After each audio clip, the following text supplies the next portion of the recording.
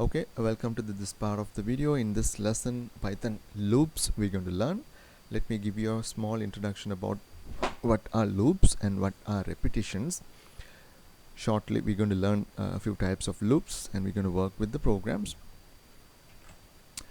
When it comes to loops, or we call them as repetitions, doing an action again and again is known as repetition. Okay, I'll tell you a simple example, all of you can understand very easily. Let's take a small fish tank is there like this. Okay, a fish tank is there, and what you have done is you're going to clean this one. Okay, what you did is this is a 50 liter fish tank. You cleaned it, you took all the water out, you washed it, and you kept all the accessories inside the fish tank. Now let's say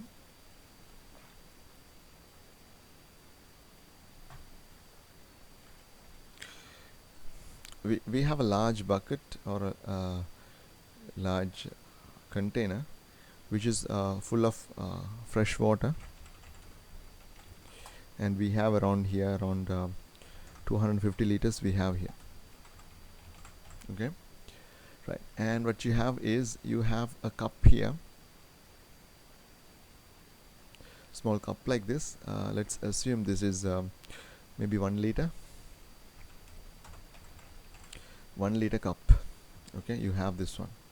What you're going to do next is you're going to take water from this container, from this stock tank or big tank or something. You have a lot of water here.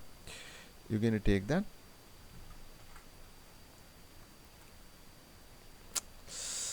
okay, strange. We're going to take water from there and we're going to pour it into the fish tank. So you do that once.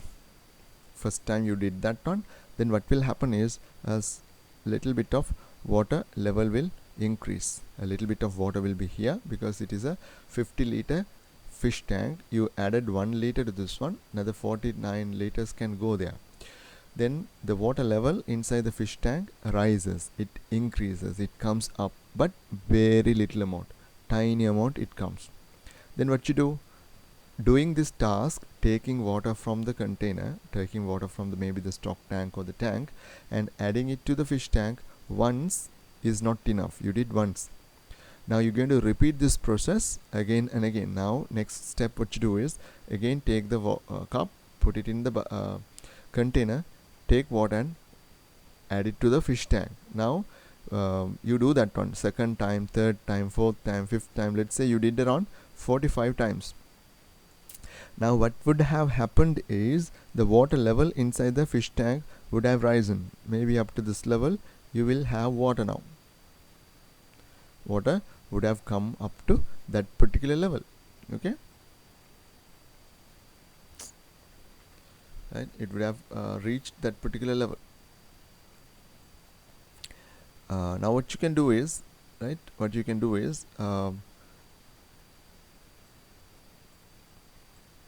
right, if it has come up to that level, what you can do is you can stop continuing the work. Right, the water level has reached up to a particular level of the fish tank. You will not continue this one 100 times, so you will not continue this one around 65 times. If you do like that, water will overflow. That means you keep a particular condition. That means you know up to what level water have to be filled. Up to that level, until that level is reached, you keep on continue that action. Keep on continue that action. What is the action? Take water from here, add it to the fish tank. Take water from here, add it to the fish tank. That is what is being done. That action you are doing repeatedly again and again and again. Therefore this task or this kind of a work is known as repetition. Now I gave you this one in a real life example, all of you to easily understand this one. This is very common. This is very common when you want to do programs also, because programs uses something called data structures. That day I gave you a very good example about data structures, about when I was started teaching about list items, lists inside Python programming. I taught you how to do that one properly. Well, by doing so, we can make use of loops to help us do the work again and again very easily and very effectively. Right now we're going to take a look at how we can write loops in Python programming language and what type of loops that we're going to learn. Basically, we're going to learn two types of loops in Python. One is going to be for, and the other one is going to be while loop. Okay, these are the two types of loops that we're going to work with, and it will be very useful for us to work with them. Going to the program, I'm going to start a new chapter here. So it's going to be chapter 9, and it's going to be loops and Python program.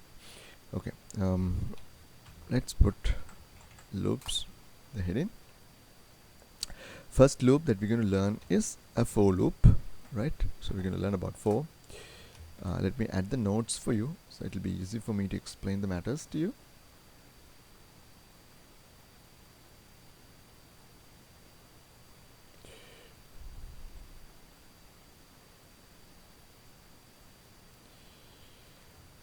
Okay, that way we can save the time. That's why I'm copying and pasting the notes for you. Otherwise I can type that also. Now, just like we learned how to write if conditions, or the keyword if, we have keywords in Python called for, the word for. The for is a loop. That means it tells the computer that we're going to write a condition, or we're going to write some instructions. It's going to be done again and again and again and again. So it's going to be very interesting for us to do. So let's try that one, how to do it. Okay, right. To help you understand this one and to work with a loop, let's create a list. Okay, let's create a list called person, and we'll add some people's name there. Right, first we'll add John, and we'll type Paul, and we'll type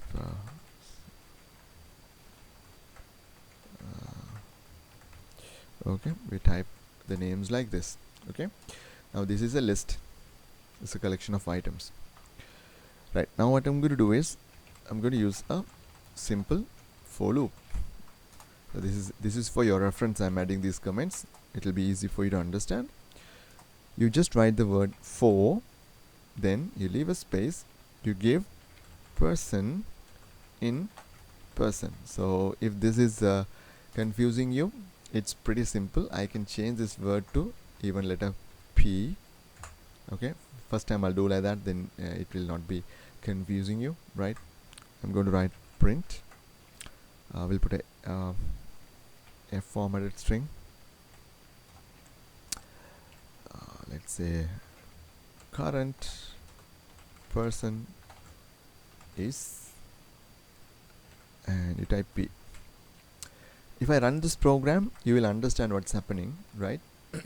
Now, you know, in this list we have 1, 2, 3, 4 names. What we do is we write a for loop. Actually, in old programming languages, in other programming languages, sometimes we call these things as for each loop, or advanced type of for loop. We say for, we create a variable called P, and it says in person. Now if you take person, person is the list. List is a collection of items. We have for the time being 4 items. You can have 4,000 items, 4 million items, 400 items. Doesn't matter, you have a lot of items there. So you give the list here, and you say P in person, which means each time this loop repeats, each time there is an item available in the list, this loop will repeat. Whatever the instructions that you have written here will be done once. I can write more instructions after that. After this I will show you. Now for each item in the list, it's going to print for us. It's going to print every item in the list. By the time we were learning lists, we could not learn about loops back then. Now you are learning about loops. Make sure it's pretty easy and you can make use of this. I'm going to execute the program. Let's clear this one. We don't need this now. Let's run this. Run code. you can see current person is John. Then the second round when the loop went, it took the second item, current person is Paul. Then the loop went for the third time and current person is Sarah. And last time when the loop went, current person is, it says Susan, right? So that's how it takes the values. Okay, right, so that's the basic idea about how it looks. The output is here. Don't worry, in the notes what I'm giving you, even the output is available. Output is also available, so you need not to worry. Okay, right. After that, let's work with another one. Let's say how we can make use of the break statement. Okay, how to use the break statement. In between, when the loop is functioning, in between you come across a value and you feel like, or you think like, okay, now it's done, I need to stop doing this one, or I want to stop repeating this work. You can do that. That's what I'm teaching you using this keyword break. So let's see how we do that. So let's type, now we can write another for loop. I prefer using these separators here, easy for us to understand the code. We'll write for, this time I'm going to type person in person. This time it won't confuse you, I guess, because when the both words are similar, you might get confused. Here this is a string variable, this is a list. Can you see that? Variable person list type, this is string type. Each value only takes it, there is no confusion on that. And we're gonna write, if we are looking for the value, Sarah, and you can see that's the third item in the list. And if that item is found, I do not want to continue. I'm looking for this particular name, and if the item is found, I do not want to continue. I want to stop in between. The situation now is, you can see there are 4 items only. If we have around 500 items, and if you are looking for a name which is occurring at the 97th item, if the 97th item is what you're looking for, and that item gets selected, or if that item is found, what you got to do is immediately you need to stop repeating. That is what I'm going to show you how to do that. Later I'll show you these things with some numbers as well. Okay, to do that, what we do is we write if, because just I can't write the break statement, I need to put a condition to make sure. If person, we can use the equal to operator, the value with it is same.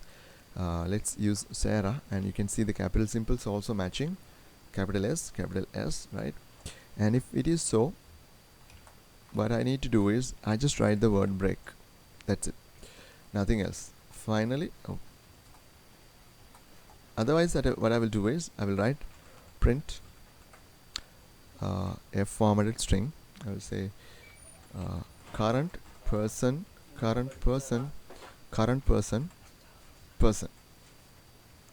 okay, current person, and you give the name person there.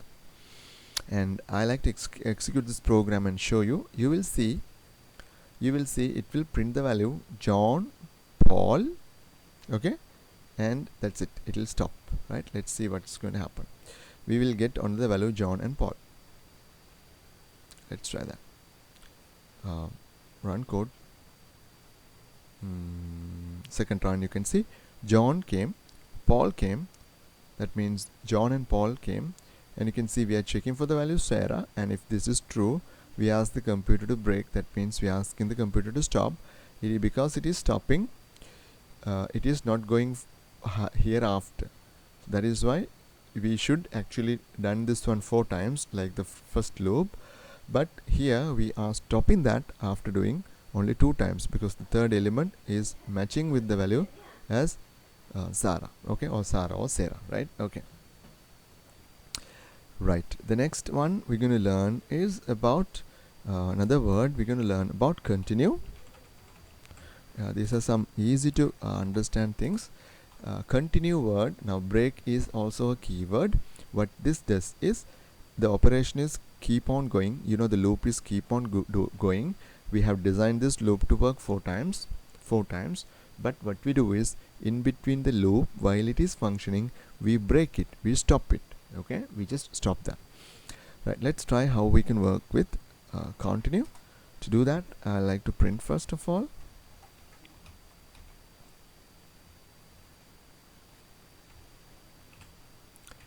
Let's see how we can make use of the continue statement. We write again the for loop, open parenthesis, no need to put the parenthesis. We'll say person in person, if that equals to Sarah, right? So let's say if person equals to Sarah, in that case this time we write continue, not break. And we're going to write here print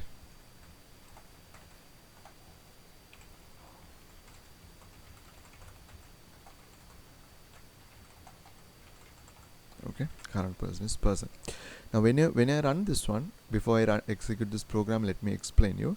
We have 4 items in the list: John, Paul, Sarah and Susan. We are checking for this time Sarah again. When this value is matching, you can see when this value is matched, this particular line of code will be skipped. Okay, that particular line is skipped, right? And it will go. Now you can see if I want to write after the if condition, if I want to do something, I have to do it here in this particular indentation. If I write, I can't write it there, I have to write it here. Okay, right, now we will see how it works. Now see what's going to happen. You will see 3 outputs. Oh,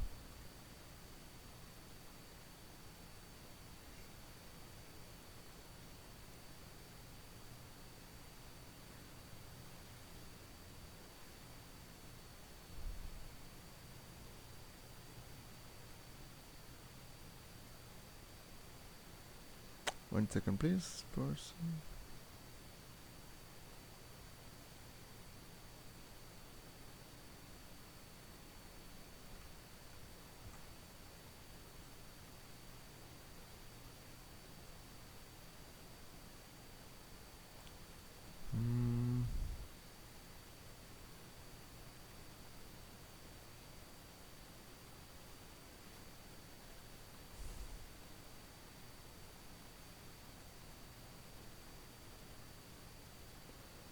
We have a problem. Only once it has to go.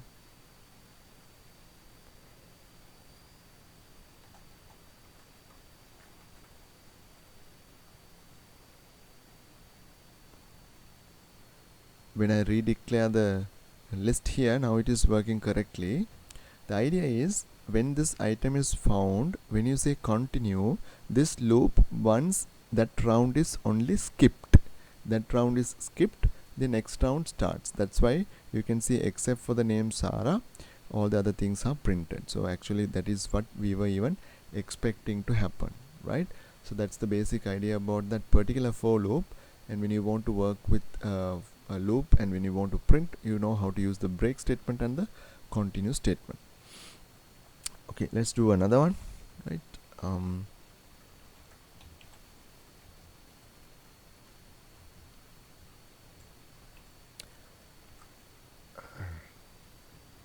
Right, we'll do the next part, which is I'm going to show you how you can print something in a range. Right, this is useful because when you want to work with when you want to print numbers, so if you want to exactly do something 5 times, 10 times and all, you can make use of this one, right? So let's see how we can do that part. Right, so I'm going to write for the following code is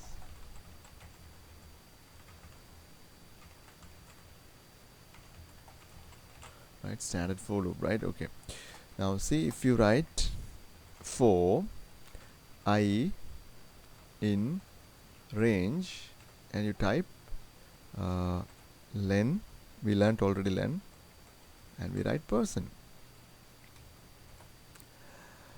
which means this is we are doing like this. So we say print, and we're going to say uh, person. Person is the list, and we say I. We learned how to do that one. Exact location if you give, we can start printing it, right? So when you try this one, right, you'll be able to print everybody's name, right? All of them, you can access them. I'll simply explain this code to you. So it says for I in range length means, now you know this will give you the value 4. This will give you the value because we have 4 items here. If you have 10 items here, now if I put Tom also there, and if I put Jane also there, Jane is not there, I guess, right? What will happen is this, look at the very last output. Look at the let me clear that.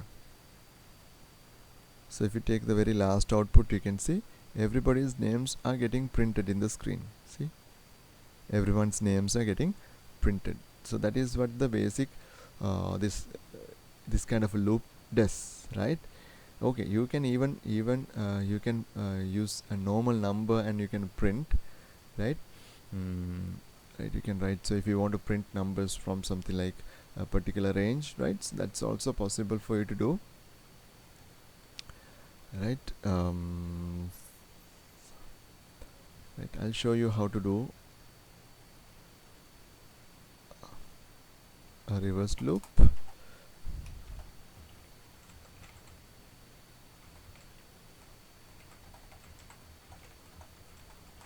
Right, so in this one the difference is, take a look at this. You write for I in, right, range, and you can tell again length, sorry, yeah, I will give a range.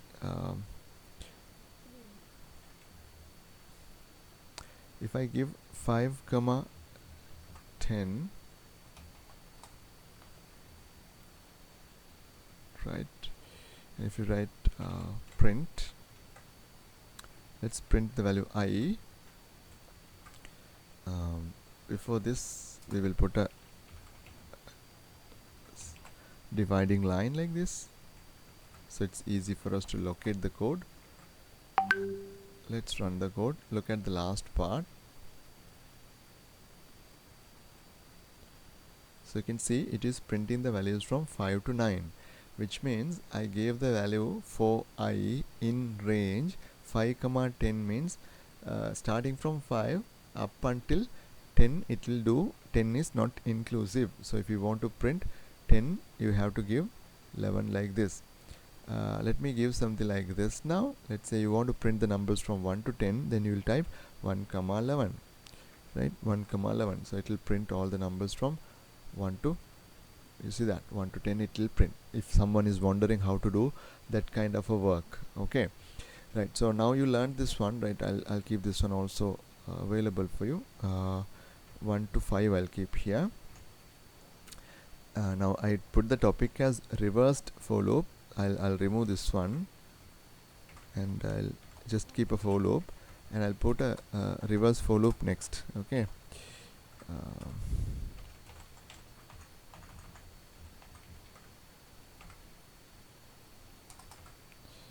right, in the reversed for loop what we do is we can type for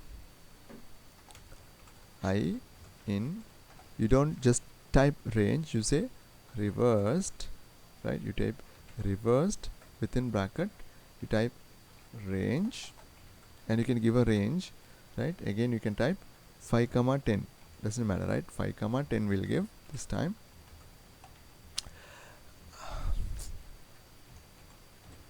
5 comma 10. What will happen is this time it's going to print in reverse, right?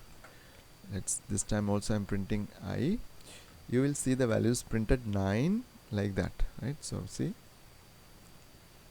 the last part, only see the last one. You can see printed from 9, 8, 7, 6 and 5. So when you say the word reverse, you can start coming from last to the beginning part, to the beginning part of the numbers, right? That is possible. So if you wanted to print 10 also, start from 11. That's how it does the work. Okay, right. So that's the for loop. I will continue the next class about the while loops, so don't leave. Right. In this next section, I'm going to start teaching about the while loops. So let's take a look at the while loops and how to write them and how to work with that. And with that on, of course, we can conclude the lesson of the repetitions, right? And I will be teaching you small extra things today, how to take keyboard inputs as well. Okay, right. Okay, let's put a delimiter here, right? Let's put a separating line there, and I will put the comment there, so you'll have a note as well.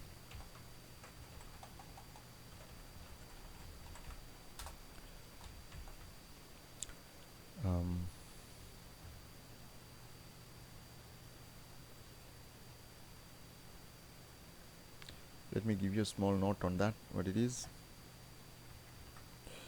While loops execute a set of statements as long as the condition is true, which means, let's take an example and try. Okay, let's take a variable called count, and let's put the value 0 there. Starting value is 0, I'm giving. Then I'm typing the word, this is a keyword that you're learning for today, while, right? And you type the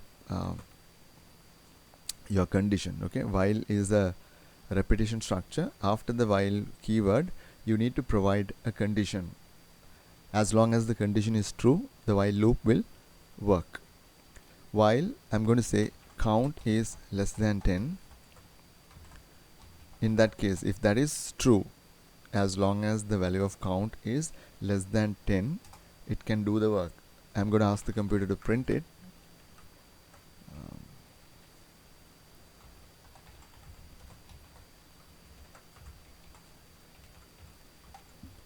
Right, like this. And I need to make sure each time count is incremented by 1. Okay, count is incremented by 1. Now if I execute this program, to be able to see this one, let's print these two times, then the output will be much clearer for us, right? I will execute this program now. See,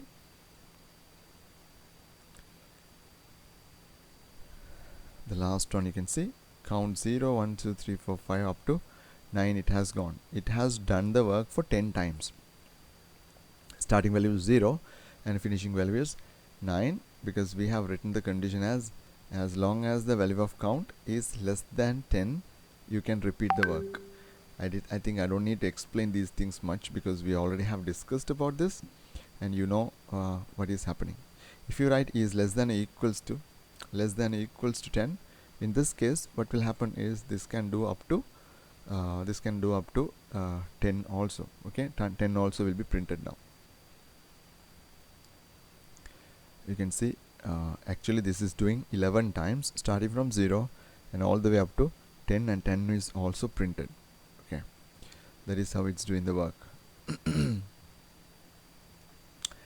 Right, so this is the basic output idea, and if you like, you can write this in a shortened way. Rather than writing count is assign the value count plus, you can write count plus equals 1. This is also equivalent to writing count equals count plus 1. That is a shortened way of writing it. You can see the same output is there. Okay, right, now that's all about the while loops. Right, now let's learn about how we can take an input from the keyboard and print that value on the screen, and how to take a numeric value from the keyboard and how to do a calculation from that. And let's do a small program where you can keep on adding numbers from the keyboard and display the total of all the numbers that you have entered. Right, okay, let's try doing that one. In order to do that, I'm going to start a new program. I will call this one as same chapter 9. Chapter 9 loops, 2.php Python. Right, we got this right. Okay. Um,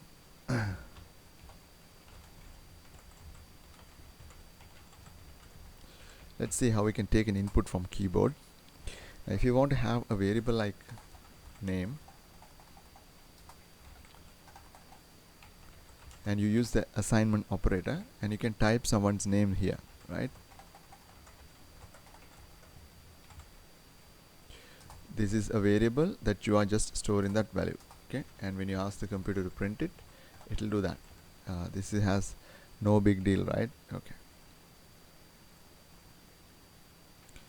So you can see that is just giving you the output on the screen. Just giving the output on the screen. Now this is no input that we gave, right? Okay, let's get rid of this one, right? We will delete this code, and we're gonna ask the computer, right? We'll say print, and we'll say enter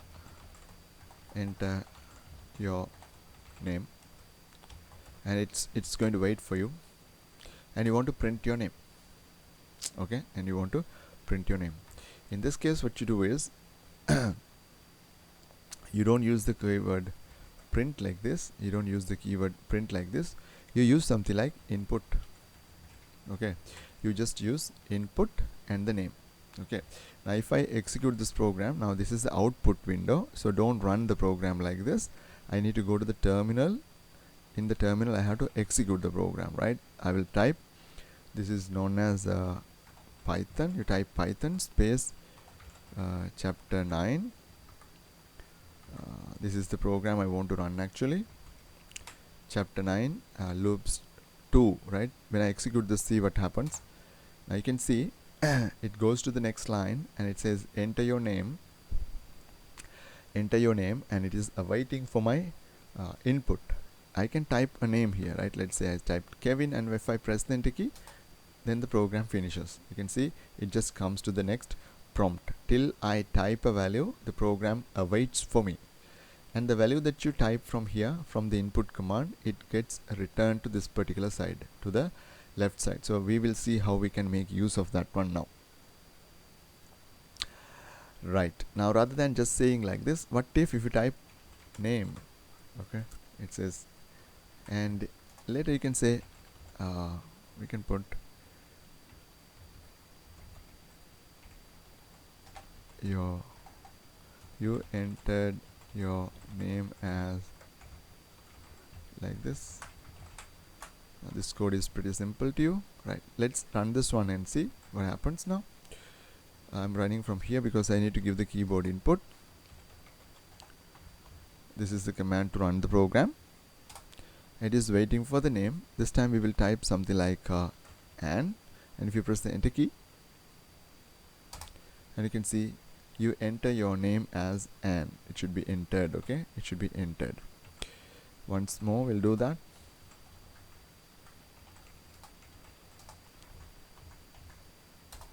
It's asking for the name. Let's say Paul, and it says you entered your name as Paul. Whatever you are entering from the keyboard, it can be taken inside and it can be stored in a variable like this by using the keyword input, not keyword, using the command input, okay? Right, now this is one way of taking input from the keyboard. And let's assume if you want to do a number, right? Now let's take we want to type, I will comment this one. Now I'm going to say n1, assign the value input, and we're going to say enter number 1, n2 input, enter number 2, okay? Right, and we say total, assign the value n1 added with n2. n1 is getting added with n2. After that we can print that value on the screen. So when I want to print that one, let's put a formatted string again. Let's say the total of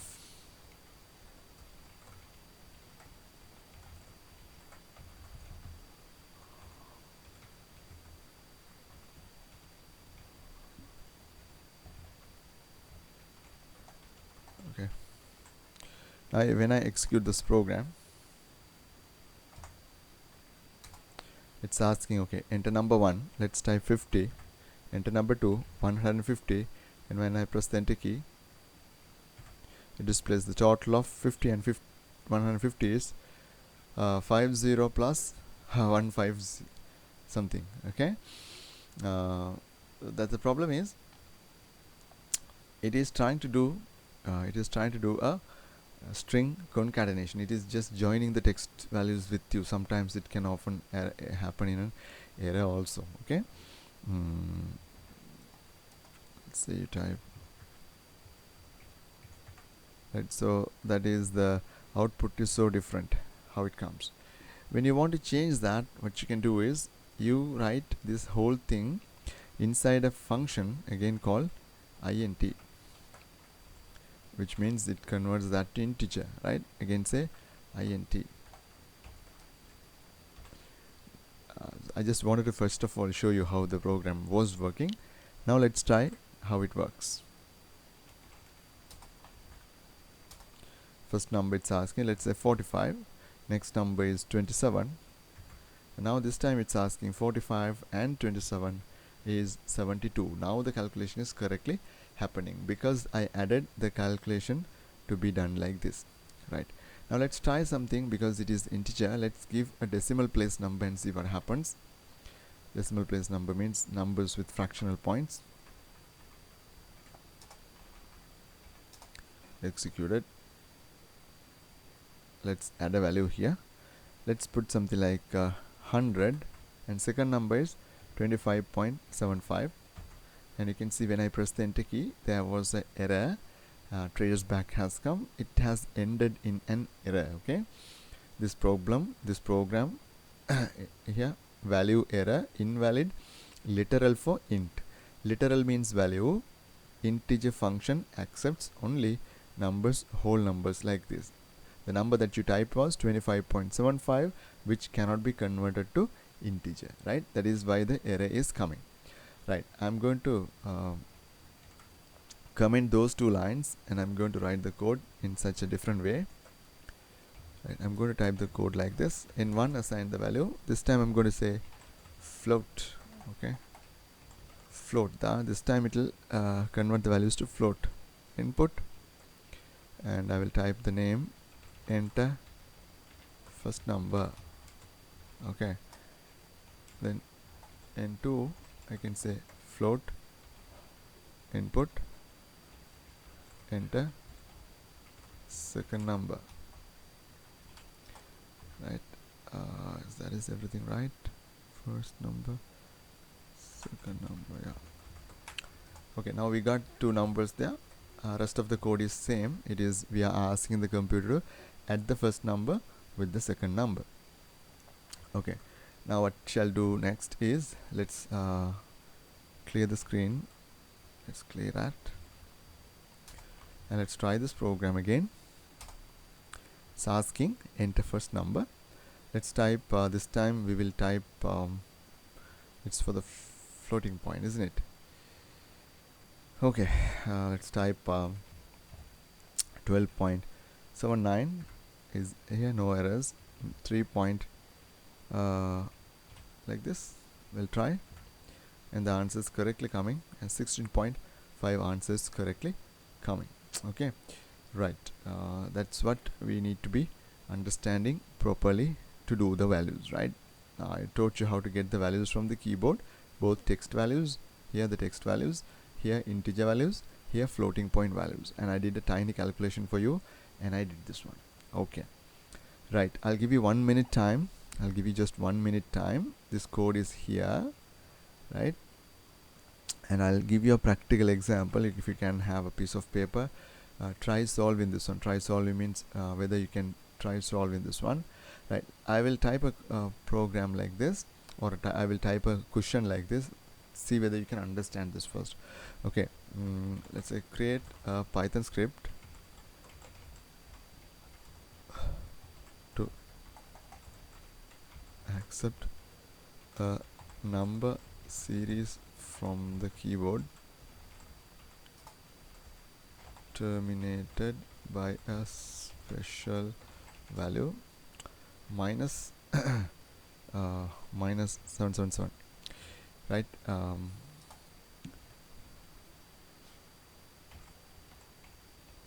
Display the total of all the numbers entered. Okay, there are basically two things we are asking. Write a Python script. Okay, that means you have to create a Python program to accept a number series from the keyboard. Number series means from the keyboard it will ask like this, and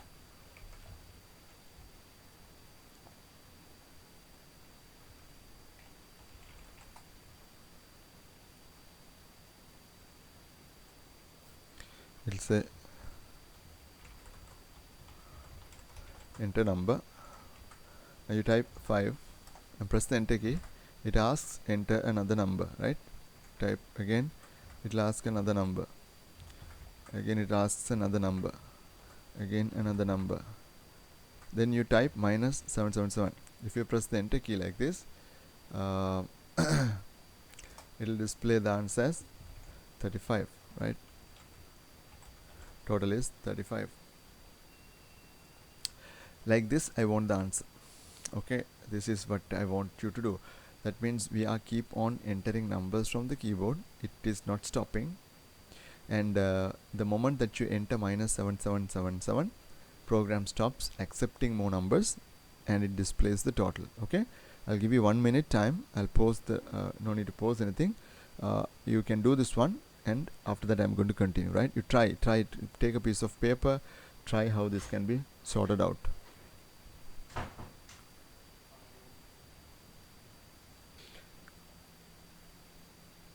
Right, I'll show you the answer for that, how to do it, how to get this thing done.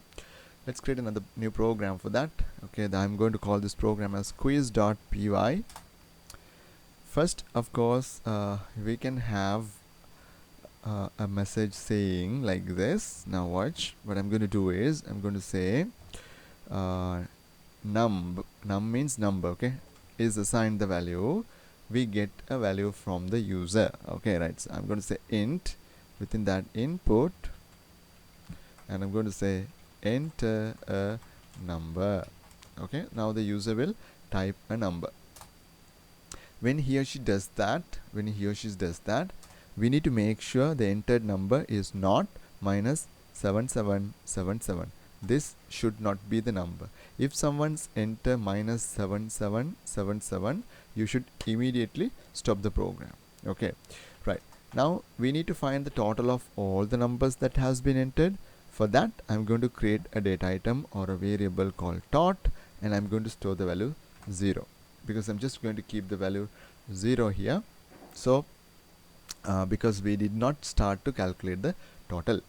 Right, now what we will do is we will write a code like this. First of all, I'm going to say I'm going to make sure I have not typed minus 777 while the entered number, that is number, is not equals to, the number that you enter is not same as or not equals to minus 777. If this is the case, if this is how the user have entered, if the user did not type a number that is not minus 777, what's going to happen is your loop is going to work again and again. It's going to work, right? Now to do that, if the entered number is a valid number, if the entered number is not a minus 7777, we're going to add that to the total. Then I will write the code dot assign the value dot plus num, dot assign the value dot plus num, or you can write it in a short form, dot plus equals num. Okay, I like to write it the other way around because that makes more sense to you, because you are learning this one. Dot is assign the value dot plus num. Now students, if you leave the program now, if you stop the program now without writing any code, your loop, your program is not going to stop. It's going to keep on executing again and again and again and again and again and again and again, because it's going to be a non-stopping loop, because always your number is going to be the number that you entered last. For example, if you type number 5, when you type number 5 for here, first time when you enter number 5, the loop comes here. It says while 5 not equal to minus 7777. That is true because 5 is not equals to minus 7777. In that case, what's going to happen is this loop is going to go inside. The loop is going to go inside and it's going to do this. The once that instruction is finished, loop is going to start the next round. Once it comes up here, again the value of num is still 5. Then again when you check for that second time, 5 is not equal to minus 7777. Again it is true. Then it doesn't stop. It can keep on executing. Therefore, this loop is going to be a never-ending loop. It's going to be a infinite type of a loop. That's what the problem with this one. So let's break that thing by doing something like that. After taking the first number from the keyboard, and when you use that for the calculation, next numbers, other numbers, you need to ask the computer to, not the computer, you have to ask the user to enter them. To do that, what you do is, again you use the same number variable here, assign the value, again you use int, you can say input, and you can say enter. This time we'll say enter another number. Okay, we say enter another number. Then the user will type another new number. It can be any number, doesn't matter. Let it be 10, 15, 17, 25, 13, doesn't matter. But in case if the user types minus 7777, loop will stop. Right. When this loop finishes, I'm going to say print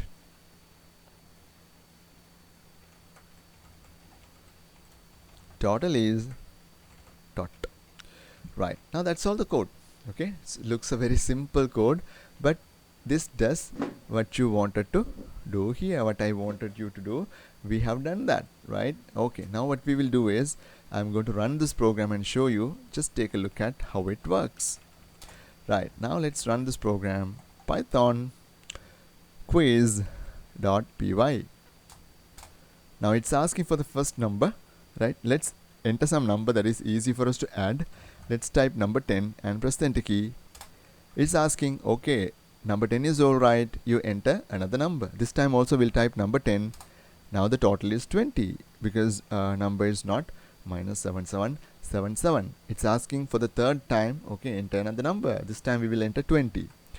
Now we know the total is 40 now. Again we will put another 20. 60 now, another 40.